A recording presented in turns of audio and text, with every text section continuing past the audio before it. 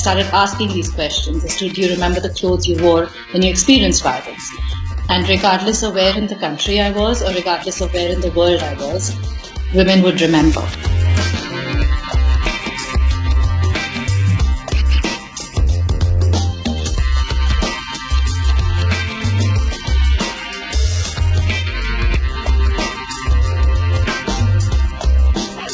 Experiences including being stalked, molested, flashed at, a range of experiences, not every day but every other day, made me realize that I was walking around with a sense of threat, which made me want to do something.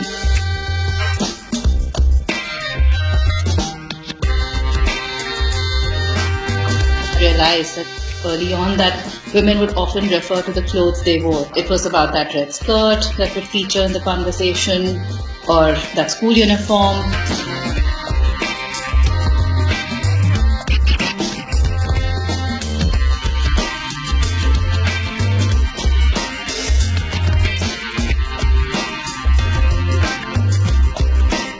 All of us feel safe when we're feeling heard.